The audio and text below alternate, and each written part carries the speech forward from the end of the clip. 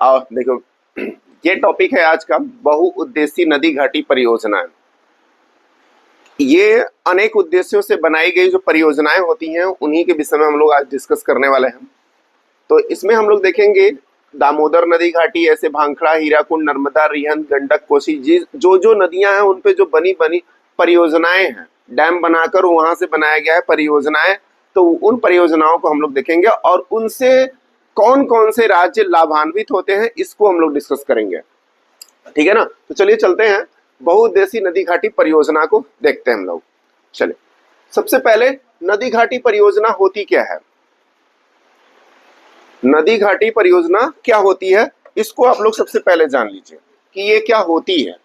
देखिए, यहाँ पे आपको हेडिंग के तौर पे जो बात लिखी गई है, इस बात को समझने के लिए सबसे पहले आपको ये समझना होगा कि एक मुख्य नदी है, ठीक है, और इस पे बनाया गया है डैम, और इससे निकली है क्या? नहरें सिंचाई के लिए। और इससे अन्य काम क्या हो रहा है? इससे दो काम और हो रहा है। एक तो हो रहा है पर्यटन का, एक हो रहा है पर्यटन का, और दूसरा हो रहा है हमारा, इससे बिजली उत्पादन, विद्युत उत्पादन का कार्य हो रहा है। ठीक है ना? तो विद्युत उत्पादन का जो भी कार्य हो रहा है आपका, ये काम, ये सब यहाँ पे आपका हो रहा है। बांध बना रहे हैं, नहर से सिंचाई कर रहे हैं, पर्यटन का काम हो रहा है और विद्युत उत्पादन। तो ये परियोजनाएं अनेक कार्य के लिए बनाई गई होती हैं, इसीलिए इनका नाम होता है बहुउद्देशीय। मतलब एक उद्देश्य के लिए नहीं बनाया गया है, कई सारे उद्देश्यों के लिए बनाया गया जो है डैम या परियोजना, उन्हें ही कहते हैं बहुउद्देशीय परियोजना। देख सकते हैं यहाँ नदी घाटियों पर बड़े बड़े बांध बनाकर ऊर्जा, सिंचाई, पर्यटन स्थलों की सुविधाएं प्राप्त की जाती है, इसलिए इसे बहुउद्देशीय परियोजना कहते हैं। ठीक है? नदी घाटी योजना का प्राथमिक उद्देश्य होता है किसी नदी घाटी के अंतर्गत जल और थल का मानव हितार्थ, ठीक है, मतलब मानव के हित के लिए किया जाए वो कार्य। ठीक है? ये पूर्ण होना चाहिए, ये बात आपको ध्यान रखना है, उसे ही बहुउद्देशीय नदी घाटी परियोजना की संज्ञा देते हैं। तो ये बात आपको ध्यान रखना है। आइए एक एक परियोजना देखते हैं और उनसे लाभान्वित जो भी स्टेट हैं, उन सारे स्टेट को हम लोग देखते हैं कि कौन से परियोजना से कौन सा स्टेट जो है वो लाभान्वित है। सबसे पहले हम लोग बात करते हैं सरदार सरोवर परियोजना की। तो आप सभी को पता है कि यह किस नदी पर है? किस नदी पर है? नर्मदा नदी पर है। तो ये आपको ध्यान रखना है। और इसका आरंभ हुआ था सन 2017 में, सन 2017 में, और नर्मदा नदी पर यह निर्मित है। लाभान्वित स्टेट की बात करेंगे तो आपके सामने दिख रहा है राजस्थान, मध्य प्रदेश, गुजरात व महाराष्ट्र, ये स्टेट हैं इस परियोजना से लाभान्वित। यानी सरदार सरोवर परियोजना से आपका अगर ऑप्शन आता है कि कौन कौन से राज्य जो है इससे लाभान्वित हैं, तो आपको तुरंत उत्तर करना है कि देखिए भाई 4 राज्य हैं इसमें, राजस्थान, गुजरात, महाराष्ट्र और मध्य प्रदेश। अब कहेंगे सर डैम तो आपका गुजरात में है, फिर ये लोग कैसे लाभान्वित हैं? तो यहाँ से जो नहरें निकलती हैं अलग अलग स्टेट में जाती हैं, प्लस यहाँ से जो विद्युत उत्पादन होता है वो भी अलग अलग स्टेट में डिस्ट्रीब्यूट होता है वो। ठीक है ना? तो उनसे वो लाभान्वित होते हैं। ओके ना? ये बात याद रखेगी नहीं कि यहाँ के पर्यटन से ये लाभान्वित होंगे। हाँ, पर्यटन से लाभान्वित कैसे होंगे? होंगे पर्यटन से लाभान्वित, लेकिन वो कैसे होंगे?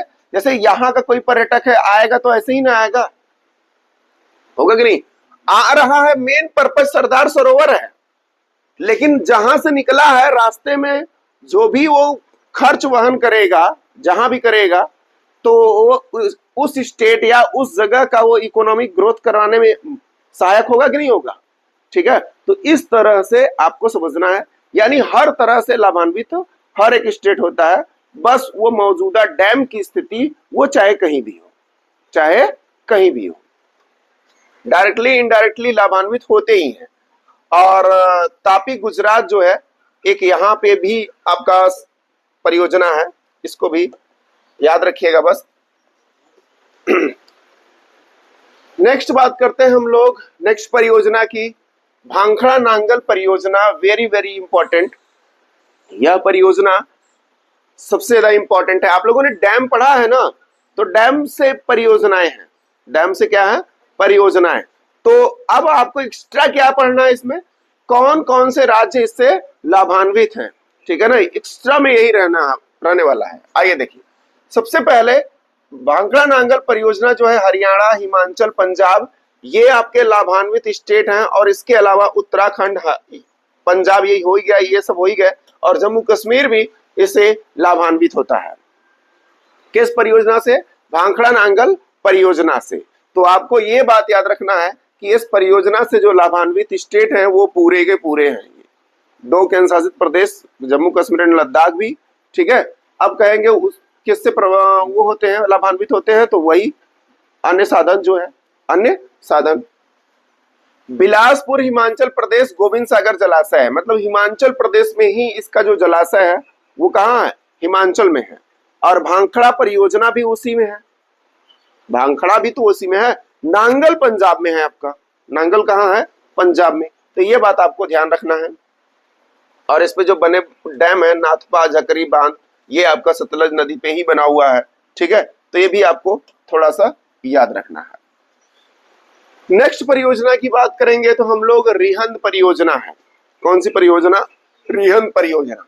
गोविंद बल्लभ पंत सागर बांध, ठीक है, गोविंद बल्लभ पंत सागर बांध, यह जो आपका है उत्तर प्रदेश के सोनभद्र में स्थित है, जो कि छत्तीसगढ़ और उत्तर प्रदेश के मध्य है, छत्तीसगढ़ और उत्तर प्रदेश के मध्य है इसका जलाशय। और इससे लाभान्वित स्टेट जो है 4 स्टेट हैं, उत्तर प्रदेश है, बिहार है, आपका छत्तीसगढ़ है और मध्य प्रदेश है। इसमें झारखंड शामिल नहीं है, इसमें झारखंड शामिल नहीं है। तो ये बात याद रखिएगा, लोगों को तुरंत लगता है कि ये सोनभद्र वाला जो है लाभान्वित जो पड़ोसी हैं सब होंगे, ठीक है ना, और गलती कर बैठते हैं, और इसमें झारखंड शामिल नहीं है। ये बात आपको ध्यान रखना है, ओके।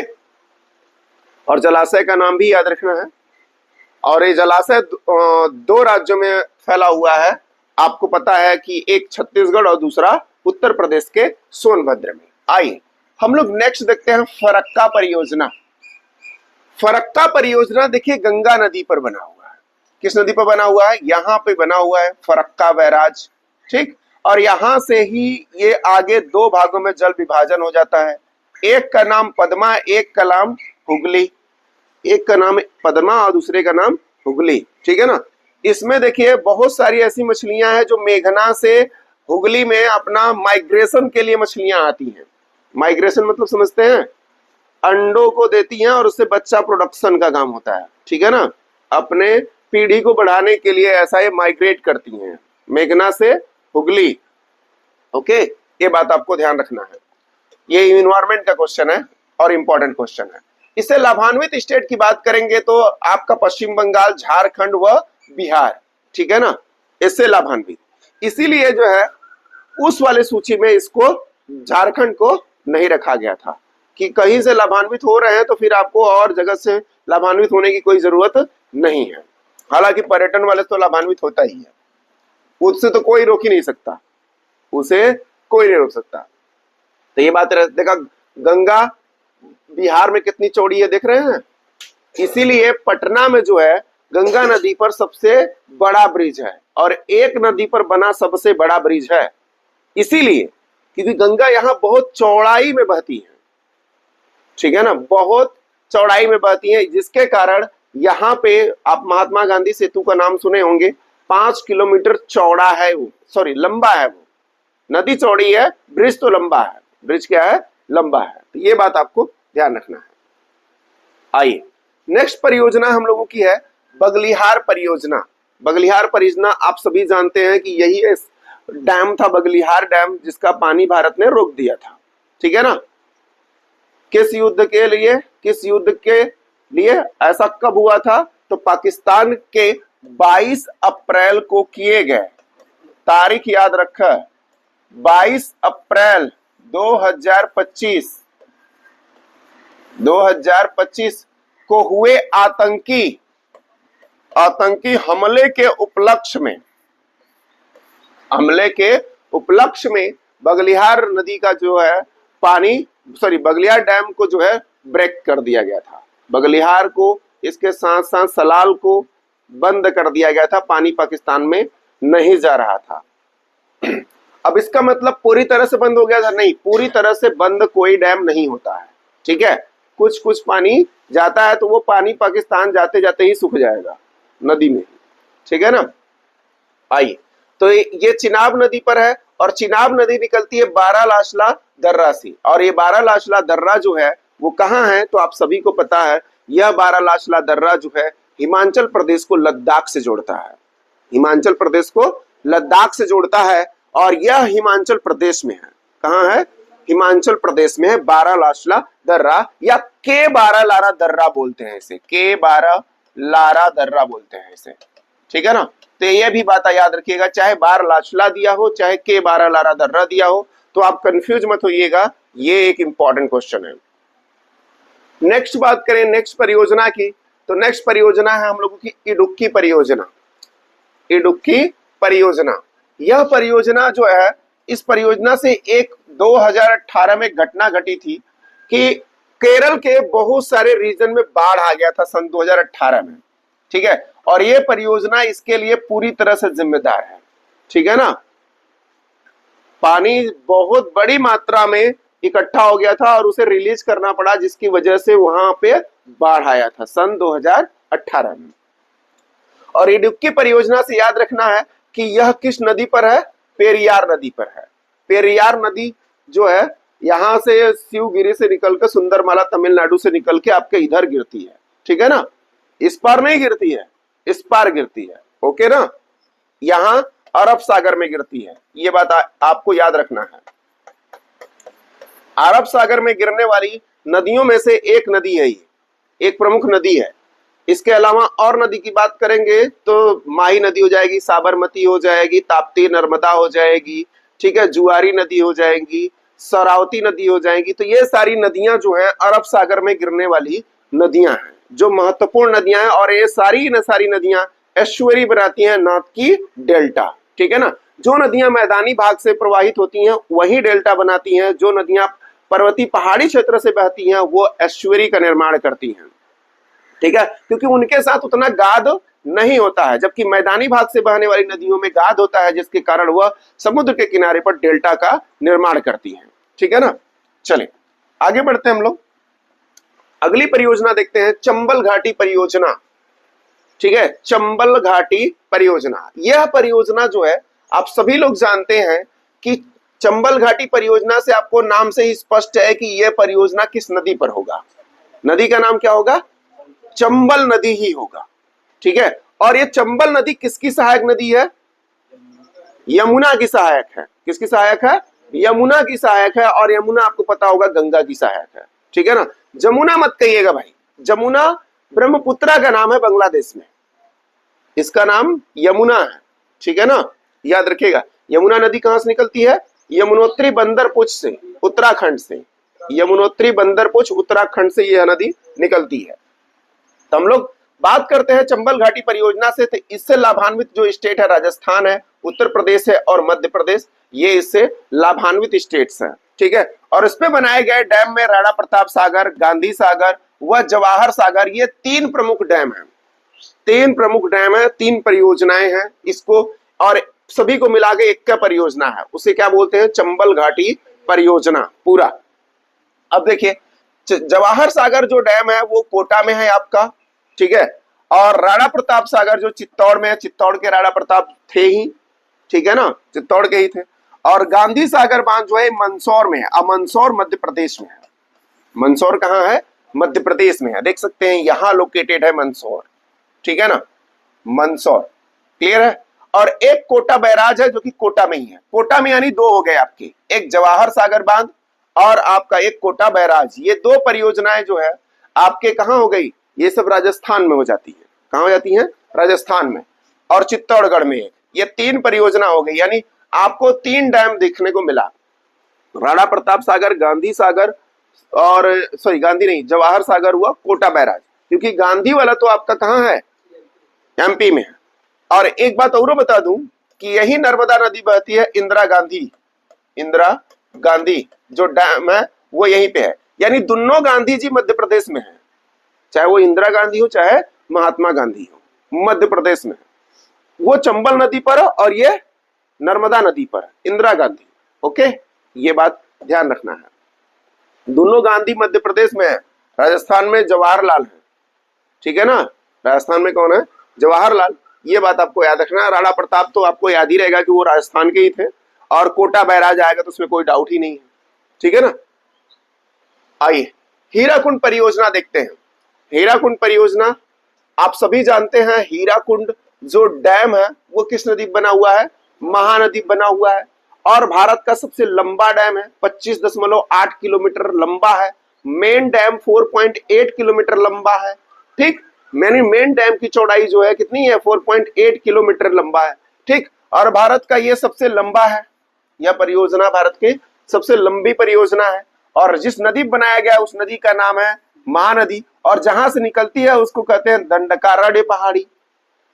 क्या बोलते हैं, दंडकारण्य पहाड़ी से ये निकलती है नदी, तो याद रखना है। और दंडकारण्य पहाड़ी है कहाँ, छत्तीसगढ़ में।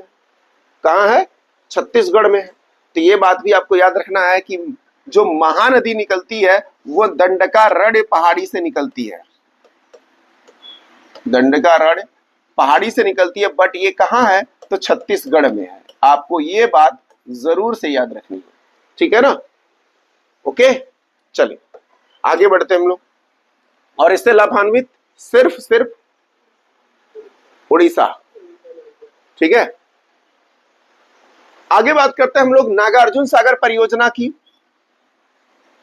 नागार्जुन सागर परियोजना जो है वो कृष्णा नदी पर बनी है, और कृष्णा नदी जो है कहां से निकलती है, महाबलेश्वर से निकलती है।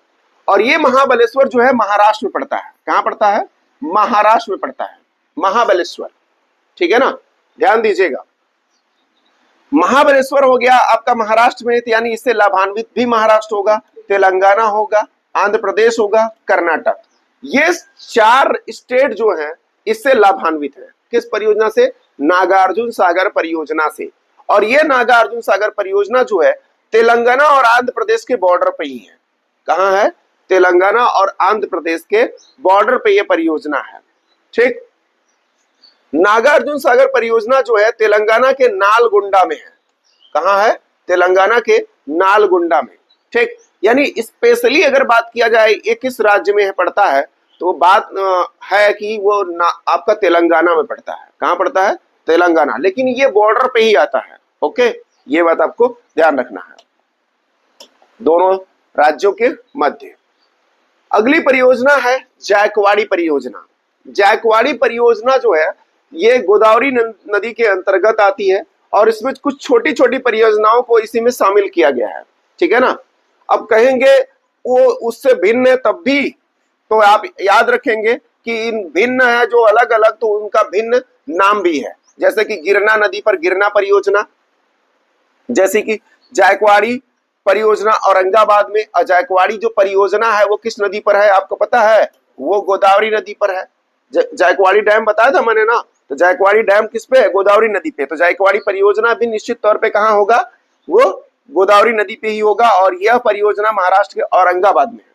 कहां है, महाराष्ट्र के औरंगाबाद में।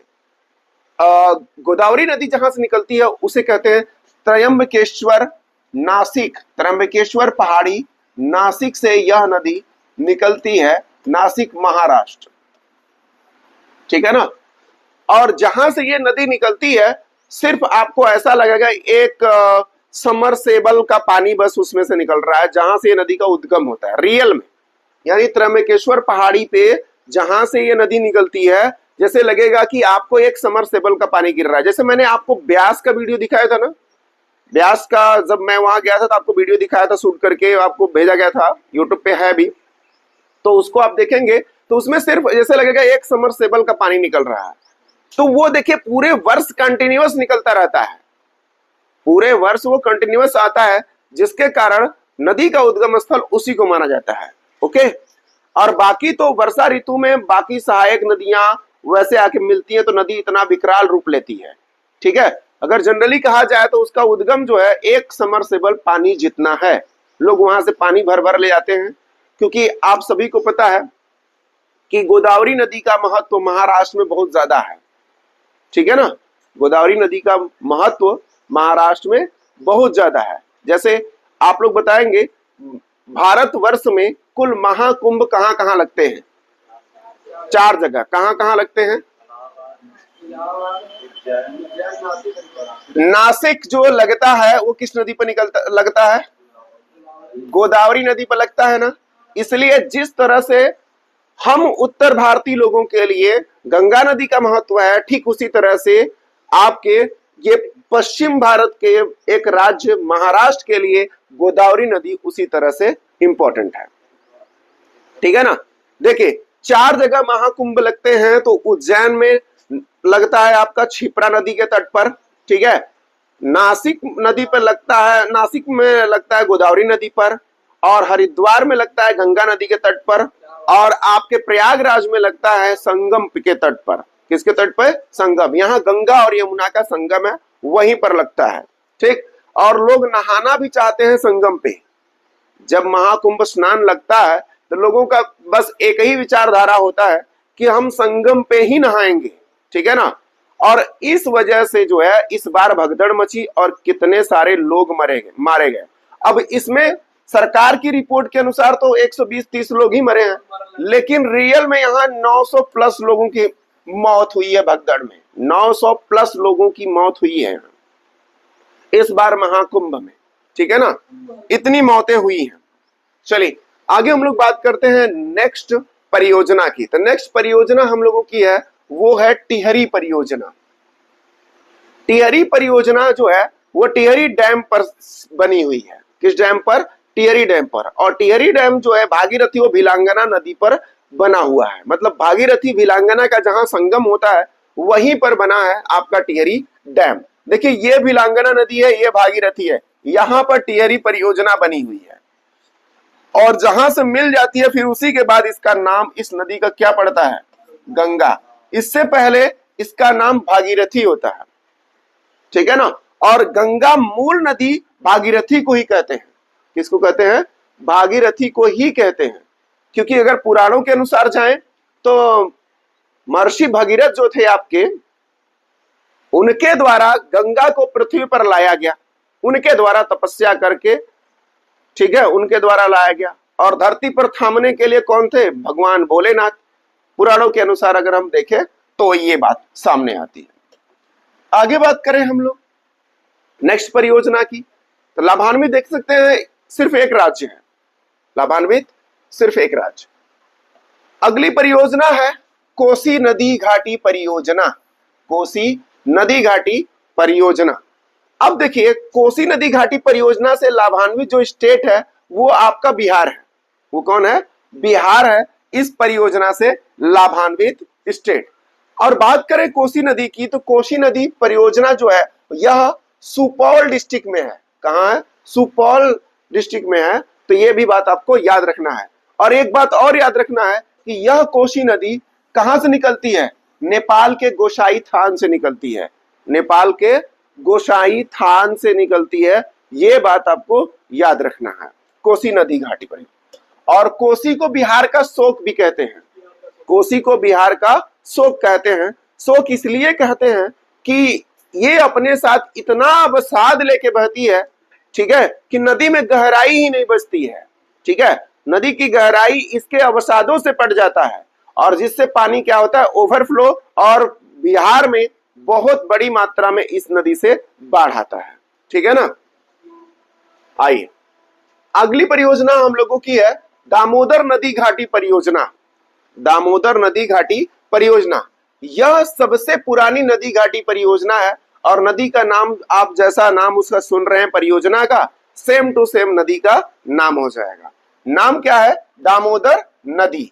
और निकलती है चंदवा लातेहार से। कहां से निकलती है ये नदी? चंदवा लातेहार, झारखंड स्टेट से निकलती है दामोदर नदी। याद रहेगा। आगे बात करते हैं तो यह नदी का जो दामोदर परियोजना है, यह परियोजना बॉर्डर पे ही है दोनों राज्यों के, और दोनों राज्यों को लाभान्वित करती है, ठीक है ना। यानी किसको किसको? झारखंड और पश्चिम बंगाल को। ये दामोदर नदी जो है किसकी सहायक है? हुगली नदी की सहायक नदी है। हुगली की सहायक है। ये बात भी आपको ध्यान रखना है। जो गंगा का एक पार्ट है उसी की सहायक है। चंदवा लातेहार याद रखिएगा, झारखंड का वो रीजन है जहां से यह नदी का उद्गम होता है। आगे नेक्स्ट परियोजना हम लोगों की है वो है माता टीला नदी घाटी परियोजना। माता टीला नदी घाटी परियोजना, इससे लाभान्वित राज्य उत्तर प्रदेश और इससे लाभान्वित राज्य मध्य प्रदेश। ये दो राज्य इससे लाभान्वित हैं। किस परियोजना से? माता टीला नदी घाटी परियोजना से। बात करें किस नदी पर है ये परियोजना, तो आप बताइए किस नदी पे है? बेतवा नदी पे है, ये बात आपको याद रखना है। और बेतवा नदी झीरी सीहोर से आपका निकलती है, कहां से? मध्य प्रदेश से। और ये बेतवा किसकी सहायक है? यमुना की सहायक है भाई। किसकी सहायक है? यमुना की सहायक है ये। तो याद रखना, झीरी सीहोर से निकलती है और यमुना की ये सहायक बनती है, तो इसको ध्यान रखिएगा। बात करें इसमें कुछ प्रमुख बांध की, तो राजघाट बांध है जो ललितपुर जिले में स्थित है। परीक्षा बांध की बात करें तो झांसी में है, और धुरवारा बांध की बात करें तो ये भी ललितपुर में है। तो यानी दो बांध इसमें ललितपुर में है। कौन कौन सा? राजघाट और धुरवारा। और परीक्षा बांध जो है वो झांसी में स्थित है। कहाँ है? झांसी में। तो ये आपको ध्यान रखना है आपको। और इससे लाभान्वित जो राज्य हैं वो दो ही हैं। दो कौन कौन से हैं? एमपी और यूपी। चले अगली परियोजना। बस परियोजनाएं इतनी है, तो ये टॉपिक आपका यहीं पे खत्म होता है। ये परियोजना आप दोबारा दोहरा लीजिएगा, ठीक है। ये हमने उन परियोजनाओं को लिया है जो सबसे इंपॉर्टेंट और बार बार एग्जाम में रिपीट किए जाते हैं, हमने उन्हीं परियोजनाओं को लिया है, ठीक है ना। तो आप लोग इसको देखिए, और एक बार में ना क्लियर हो तो दोबारा भी देख के इसको क्लियर कर लीजिए, ताकि एग्जाम में जब भी आए तो आप आसानी से इन प्रश्नों का उत्तर कर सके। और सबसे ज्यादा लाभान्वित वाला याद रखना है। डैम तो आपको याद ही होगा, डैम मैंने पढ़ाया था। तो आपको लाभान्वित वाला जरूर से याद रखना है कि कौन कौन से स्टेट इस परियोजना से लाभान्वित होते हैं, ठीक है। बस